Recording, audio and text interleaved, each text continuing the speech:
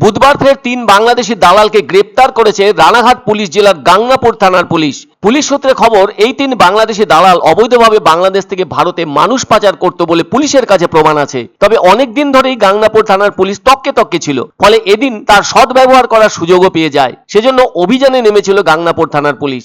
ফলে ধানতলা থানার মানসাটি, গাংনাপুর থানার পুটিয়ালি এবং গাংনাপুর থানার আইসমালি থেকে ৩ বাংলাদেশি দালালকে গ্রেপ্তার করতে সক্ষম হয় পুলিশ। তাই ধৃত ৩ দালালকে পুলিশ নিজেদের রিমান্ডে চেয়ে রানাঘাট মহকুমা আদালতে তোলে। পুলিশ সূত্রে খবর, ধৃত ৩ দালালের নাম কাসেম শেখ, আশিক শেখ এবং আব্বু জেল মন্ডল। পুলিশ জানতে পেরেছে অনেকদিন ধরে এই ৩ দালাল বাংলাদেশ থেকে ভারতে এবং ভারত থেকে বাংলাদেশে মানুষ পাচারের কাজ করে অনেক ফাটকা অর্থ রোজগার করে আসছিল।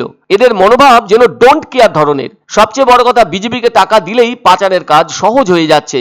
এমন পাচারের কাজ তারা দারুণভাবে চালিয়ে যাওয়ার পেছনে সুযোগ বলতে ভারতের সীমান্তে কাঁটা তাদের বেড়াটা না থাকা, যাকে বলা যায় খোলা সীমান্ত। যদি নদিয়া জেলার খোলা সীমান্তে স্থায়ীভাবে কাঁটা তাদের বেড়া দেওয়া থাকতো, তাহলে অত সহজে এ ধরনের মানুষ পাচারের কাজ আর করতে পারতো না ওইসব বাংলাদেশি দালালরা। সেসব জায়গার মধ্যে রয়েছে ধানতলা থানার মানসাটি এলাকা, গাংনাপুর থানার পুটিয়ালি এবং গাংনাপুর থানার আইসমালি এলাকা। পুলিশ ধৃত ৩ জনকেই জেরা করে আরো অনেক কিছু জানতে চাইছে। তবে এই নদিয়া জেলার সীমান্ত দিয়ে অনুপ্রবেশের ঘটনা প্রায়শই ঘটে থাকছে, আর এই ধরনের কাজের পেছনে রয়েছে দালালরা। বাংলাদেশের দালাল চক্র সবচেয়ে বেশি সক্রিয় রয়েছে। জানা গেছে অল্প কিছুদিন আগেও ৩ বাংলাদেশিকে অনুপ্রবেশের অভিযোগে হাঁসখালি থানার পুলিশ গ্রেপ্তারও করেছিল। আর তাদেরকে বাংলাদেশ থেকে ভারতে আসার কাজটি যে করেছিল সেই দালালকেও গ্রেপ্তার করা হয়েছে। সে আবার ছিল ভারতীয় দালাল। ওই দালালের নাম শরীফুল মন্ডল, তার বাড়ি হাঁসখালি থানার রামনগর এলাকায়। তবে এর আগে গ্রেপ্তার হওয়া ভারতীয় দালালদের জিজ্ঞাসাবাদ করে ওই দালালের খোঁজ পায় পুলিশ।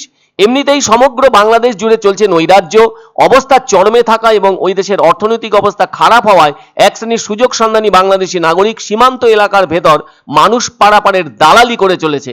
এমন কাজের কারণে কিছু বাংলাদেশি দালাল ধরাও পড়েছে। আরো যারা এসব কাজ করছে তাদেরকেও ধরার চেষ্টায় আছে বিএসএফ এবং সীমান্ত লাগোয়া জেলার বিভিন্ন থানার পুলিশ। তবে নদিয়ার সীমান্তবর্তী এলাকায় যথেষ্ট সক্রিয় দালাল চক্র। সে কারণে কিছুদিন আগেও ধানতলা ও হাঁসখালি থানা এলাকায় অভিযান চালিয়ে 2 দালালকে গ্রেপ্তারও করেছে পুলিশ।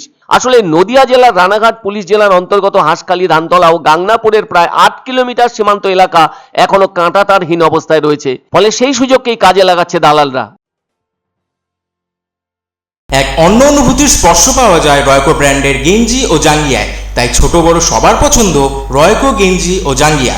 প্রস্তুতকারক জয়মনি হুঁশিয়ারি, কলকাতা। পছন্দসই সেরা খাবার খেতে হলে সোজা চলে আসুন রুচিসম্মত আধুনিক মানের রেস্টুরেন্ট রাজদরবারে। কেননা এখানেই আপনারা পাবেন ভোজনের রাজকীয় অনুভূতি। শুধু পুজোর সময়ই নয়, সারা বছরই রকমারি খাবার সরবরাহ করাই এই রেস্টুরেন্টের আভিজাত্য। আমাদের ঠিকানা রাজদরবার, রাহুতবাড়ি, বাবুপাড়া, জলপাইগুড়ি।